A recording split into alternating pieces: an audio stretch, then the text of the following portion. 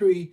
Yeah, today is the February 15th, 2026 edition of this ongoing conversation. Let me get a little more light here. This ongoing conversation about the history of black individuals in baseball. We cover a lot of people that you typically don't hear about. Of course, I was pretty excited on the 13th because all eyes were on Kansas City, as you well know, that back in February 14, 1920, the first modern day Negro National League was organized. And if you go back and listen to a couple of my shorts from yesterday, you'll see that I was on location down at the Union Station. And the Union Station is where everybody entered into Kansas City, catching the train back in those days. And also, I did another clip from the Paseo YMCA, which is where the meeting was actually held. And so I went on the outside of that building. It was a rainy day in Kansas City, but it was a wonderful day to celebrate this history on location. How about that? And so, guys, that's kind of a unique feature, some of the things that I do here. And so, anyway, I was happy to go out and actually talk about this history where it all took place. So, today I'm just kind of taking it easy. There's one thing I did want to mention from yesterday because I didn't do a live yesterday. And so I didn't get a chance to mention that Frank Duncan was born in Kansas City. Now, remember, there's two Frank Duncans. So I'm talking about the Frank Duncan that was from Missouri. The other one was from Macon, Georgia. So this is Frank Duncan. He was born in Kansas City. Of course, he went to Lincoln High School there. And Lincoln High School was a segregated high school made just for African Americans right there in the heart of Kansas City, Missouri. And a few other great players that went there included Ruth Curry. Ruth Curry, the famous pitcher for Kansas City Monarchs, Hilldale, Chicago American Giants. Of course, he was a student there. Demps Miller, who played for Detroit, he was a student there. Newton Henry Allen, the great second baseman, was a student there.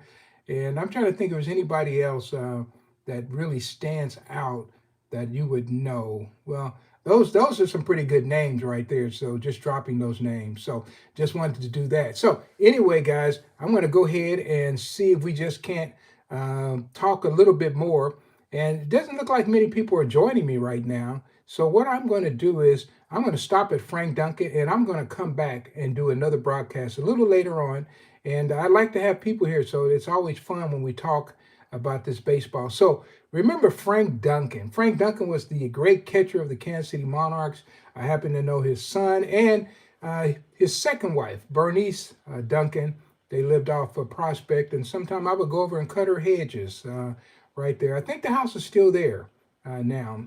And so, yeah, right off of Prospect, about 27. So it was in walking distance. Okay, we got some people bouncing in. Walking distance from Satchel Paige's house. That's where Frank Duncan lived. Now, if you go to these schools, typically in the segregation or in small communities, a lot of people went to the same school. And I know I went to Wyandotte High School. I was chartered to go to Sumner High School, which was the African American high school. In the last minute, my family moved.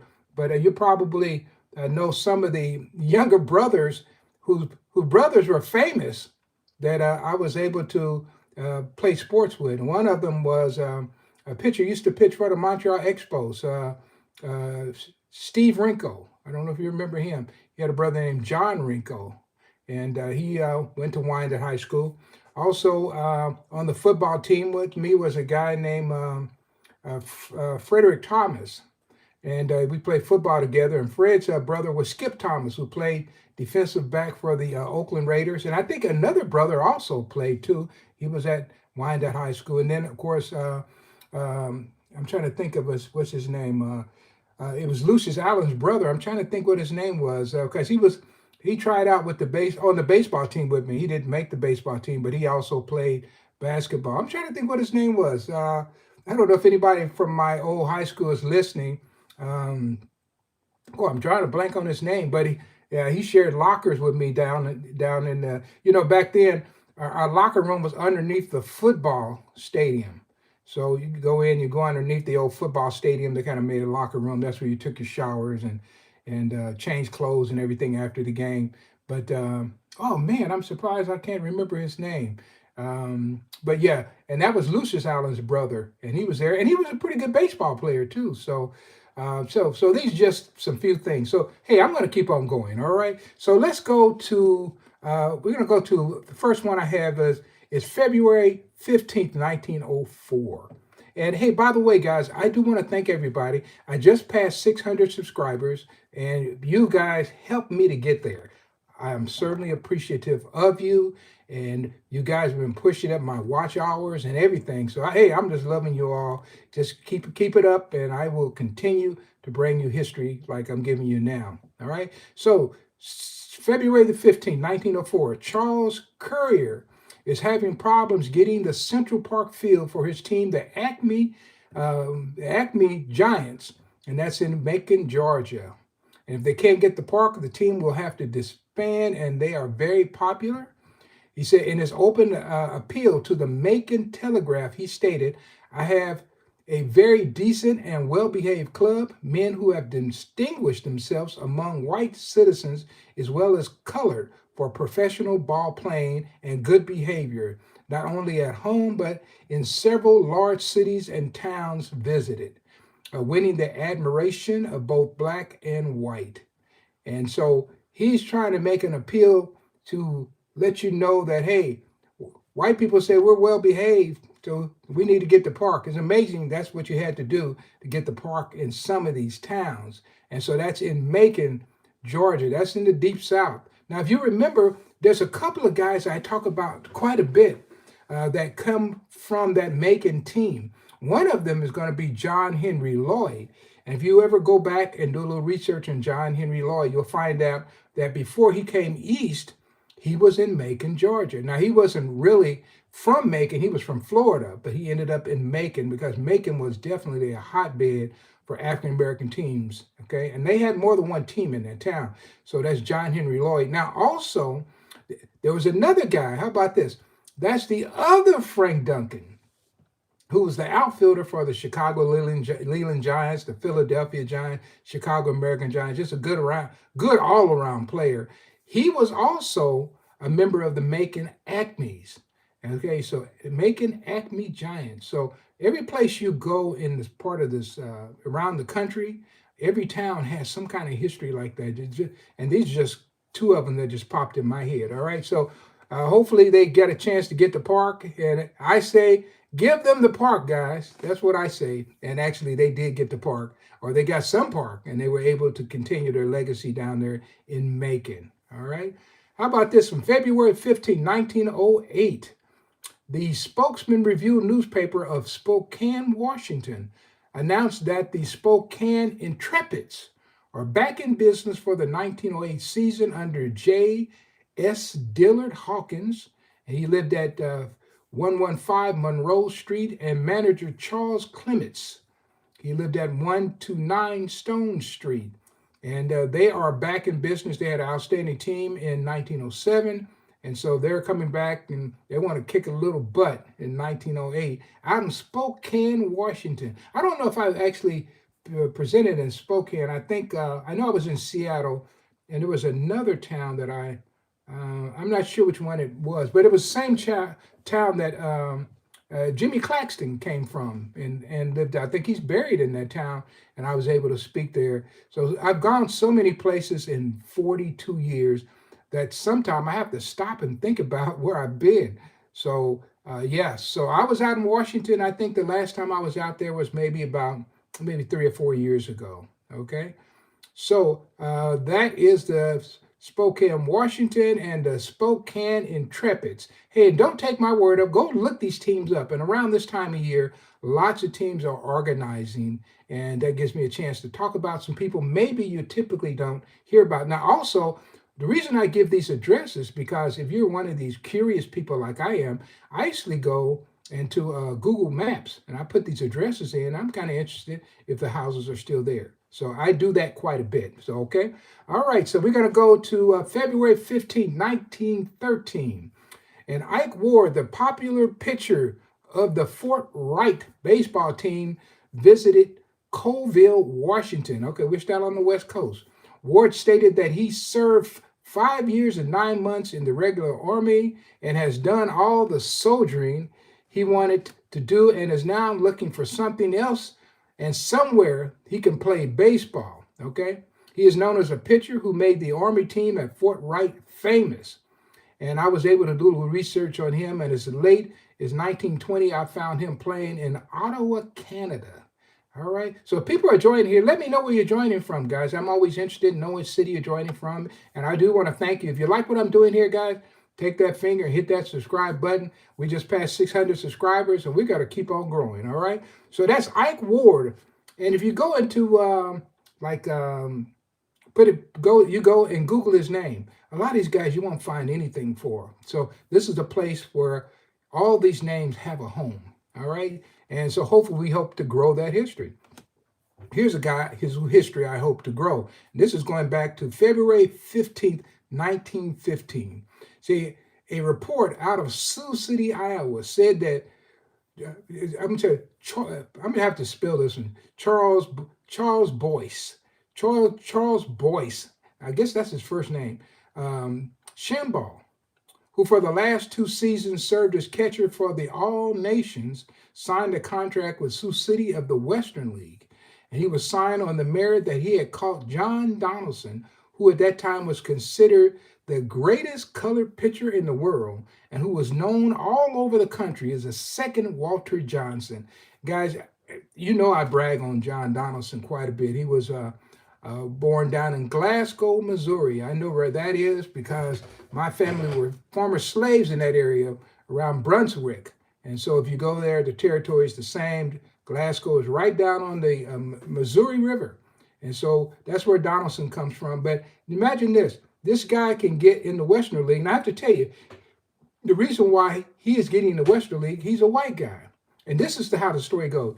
J.L. Wilkinson, the owner of the Kansas City Monarchs, put this team together called the All Nations. So he had white players, he had black players, he had Native American, he had an Italian guy play for him, and the first ever Japanese professional baseball player played for the All Nations. So it's not strange that a white guy would be leaving the All Nations going to the Western League, right? So that's the reason why this Charles Boyce, that's a strange first name. Shambaugh was his last name. And so he's going to the Western League. Hey, how about this? He was the catcher, and they're getting him there by saying he was catching John Donaldson, who could not go in the league because he was black. But they're saying he's a second Walter Johnson. And indeed, he might have been a first Walter Johnson. This guy was a fantastic, John Donaldson I'm talking about, left-handed pitcher. Love talking about him because this guy's strikeouts are monumental. Man, he ran numbers that are simply amazing. And he's been up for the Hall of Fame for 3 times that I know. One time I really fought to get him on the Hall of Fame ballot. That was in 2021, right in there. And he did not get voted. He was on the last Hall of Fame ballot and missed it again. So I'm going to continue to push for John Donaldson. If you come here, not only will I talk about his pitching, but I'll talk about his hitting as well. That's John Wesley Donaldson out of Glasgow, Missouri. So we're going to stay with Donaldson because I want you to know a little bit about his character. So now that was a feat from 1915. So now we're going to jump to 1917. So February 15, 1917, John Donaldson refused to break his 2-year contract with the All Nations after playing winter ball in Los Angeles, California.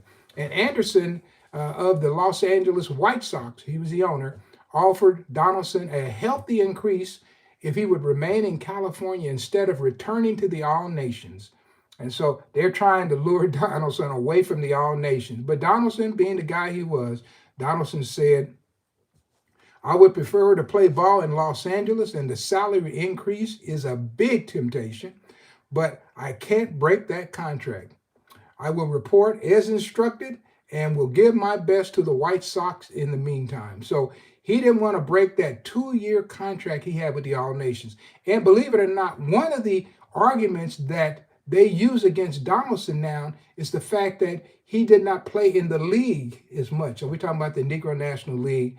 And Donaldson had come on the scene in 1910. The Negro National League organized in 1920. And they're using those statistics, but they don't want to use these statistics, and they said if he was so good, why was he out playing with the All Nations? Well, the truth of the matter is, you see from his own words that this guy, if he signed something, his word was his bond. And so that's John Donaldson. You start to learn a little bit more about John Donaldson, but I tell you, and I will say it again, John Donaldson is a Hall of Famer, and I hope to be alive the day to see him get enshrined into Cooperstown. And guys, I'm going to be there. I'm going to be there. I'm going to be there because John Donaldson deserves to be there. And I'm going to do everything I can to continue to talk about this guy. And hopefully you will join in that conversation. All right. Somebody says, thank you for this precious information. Oh, I appreciate that so much. Hey, let me know, guys. You got a few people here. Let me know where you're joining from. All right. And let's go. We're going to go to a couple of them more, just two more. Okay. February 15th, 1928. Irvin Alfred Scales of Winston-Salem, North Carolina, is reported to have left yesterday, that's the 14th, headed to John C. Smith University at Charlotte, North Carolina. And of course, that's an HBCU. And he's a black guy. And he had been a first baseman, a former player, and where he's going to take charge of the college baseball team for the next 4 months. And in the Negro League, he played under the name of I.A. Scales, and he suited up for the Pittsburgh Keystones in 1921.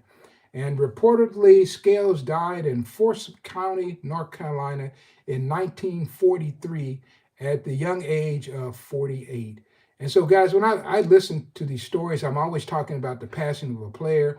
And with my birthday this year, I will be 70 years old. We're going to throw a big party, guys. Big 70 party. A lot of my classmates, they already turned 70, but some of those guys are going to be at my party when I turn 70 in August.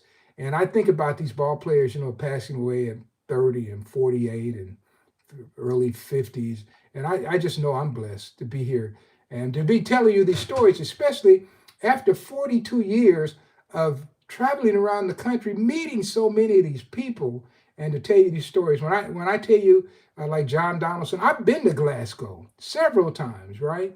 And I can tell you what it looks like down on the Missouri River, kind of hilly area. I've been there. It's not something that I read in a book. I've actually been there, right? So, and of course, J.L. Wilkinson, who was the owner of the All Nations. Actually, it was another guy named Gall, but Gall cheating him out of some money or whatever. He disappeared, and J.L. Wilkinson continued to operate the team. He's buried in Kansas City. And so I get a chance to go to these places, and I can leave some flowers, that kind of thing. So just want to know that this history is very much a part of me, right? Actually, I want to tell you guys, today, this is kind of off the beat here. I got just one more fact to give you, but I'm wearing my Pete Hill. This is a Pete Hill, what are we going to say? Because I'm part of the Pete Hill Foundation, trying to get Pete Hill more recognition. Is one of the greatest baseball players of all time. Certainly one of the first black superstars, real superstars, right along with Rube Foster and Frank Duncan that I mentioned. He was part of John Henry Lloyd. They were all on the 1910 Chicago Leland Giants team. I've even written a book about that. And guys, if you go to my website nlbalive.com, that stands for Negro League Baseball Live.com. You can, purchase a book there. I'll be happy to sign it and send it to you, right? So anyway, we're going to keep it going because I have just one more thing to go. And this is February 15th, 1928. The Philadelphia Tribune wrote that Jake Stevens, shortstop of the Hilldale team, blew into town yesterday. And he's talking about he blew into Philadelphia and had this to say about the California Winter League. Now, this is 1928. And he had been playing ball all there. He said, all winter. He said the populace out west went wild about the Easterners, talking about the black players who went out to play, and made them recipients of countless invitations, and in short, did everything to make life rosy for us. Guys, there's a difference being in California versus being in Georgia. So we talked about Macon. There's a big difference all along the way. And I'm going to explain part of that because I was watching a special on what's his name? I'm trying to think. I'll call his name. I was watching a special recently, and they were talking about ball players at McClimas High School in Oakland, right? And it was a mixed high school, and so on the team out there they had Bill Russell. That's what the name I want to say. Bill Russell, and he was on that school team. Played basketball there, and then also Frank Robinson was out there. Kirk Flood was out there. Veda Pinson. These are all these guys at the same high school, right? But see, they're at a multi-race high school in California. This is something that you couldn't do in the South. So the fact that these people migrated from the South, I know Frank Robinson came from Beaumont, and Bill Russell from, I think he was from Monroe, Louisiana. So Frank Robinson was from Beaumont, Texas. So I'm not sure about Veda Pence. I'm going to have to look that up and where Kirk Flood came from. But all of these people had major impacts on sport, but they're able to go to mixed race high schools in California, and you couldn't do that down south. And so maybe we wouldn't have ever known about how great some of these people were if they weren't in California, right? They got opportunities that they weren't getting down south, guys. So that's why it's so important that we give everybody a chance to be the best that they can be. And that's what I push for all the time. So I just wanted to mention that. So Jake Stevens is saying they made everything rosy for us. And he added the crowds outnumbered those seen at semi-professional games in the East. And the caliber of ball played is a little better, especially the pitching. So if you went out to California, guys, and you're winning in California, you're seeing good pitching because a lot of the Pacific Coast League pitchers and Major League pitchers would come out and winter in Los Angeles, and they would get into these games and they would, basically work it out. And they're playing black players all the time. And so they actually knew these players by name because they're playing against them. But then they go back to the American National League. The black players go to the Eastern Color League or the Negro National League. And you would think that they had no interaction. Well, that's the biggest lie they ever told. They knew each other very well.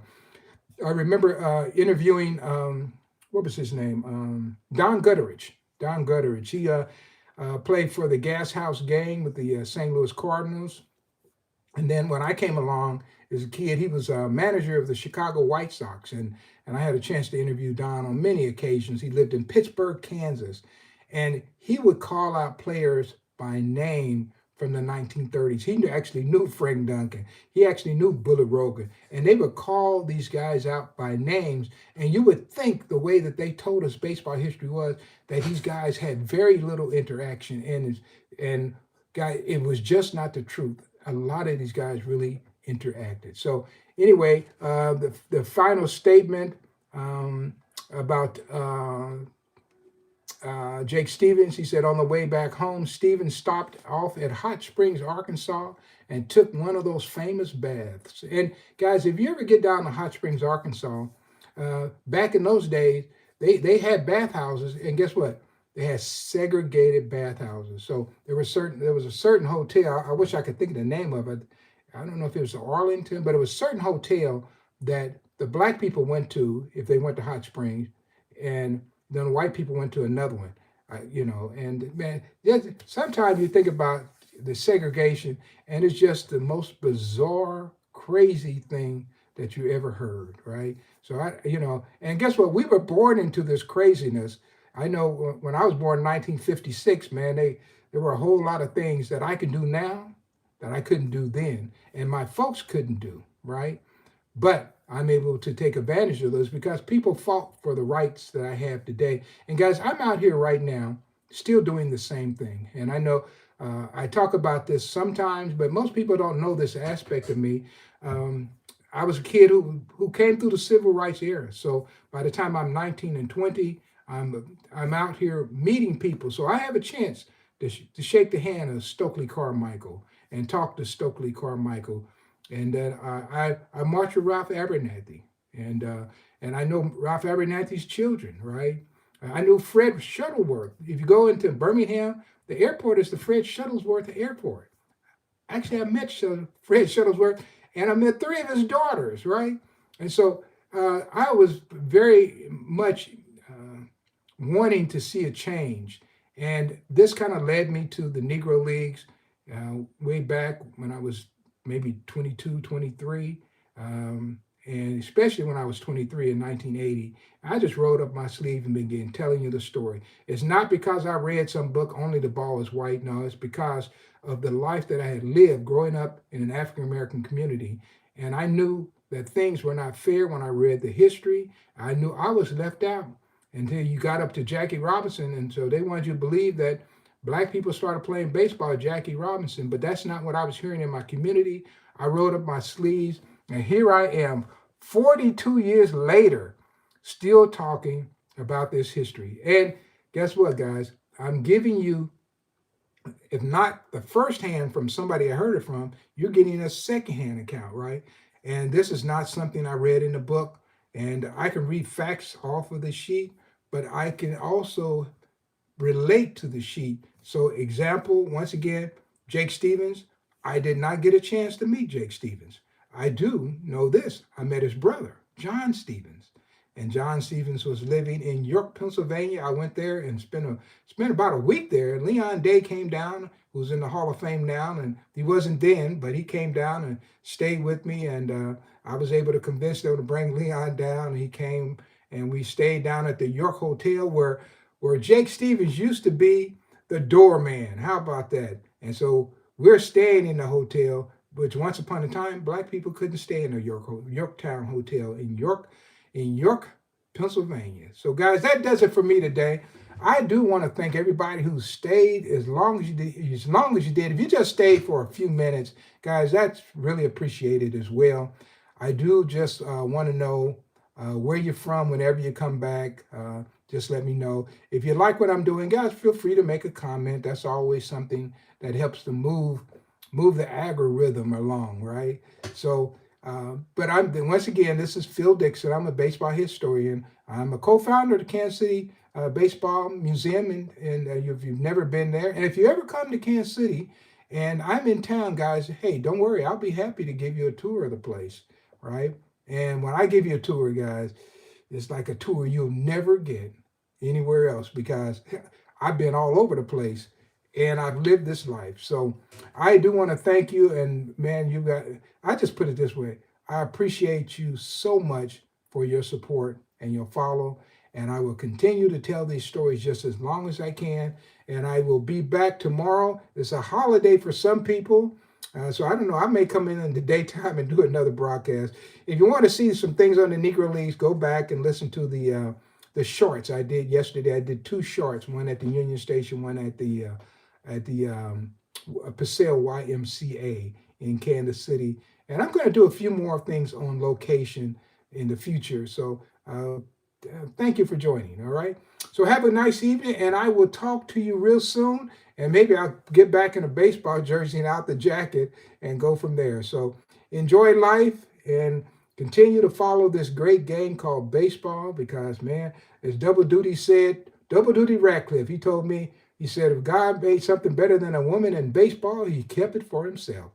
This is Phil Dixon with another edition, about to close, but the conversation goes on. Thank you, guys. You have a nice evening. Bye.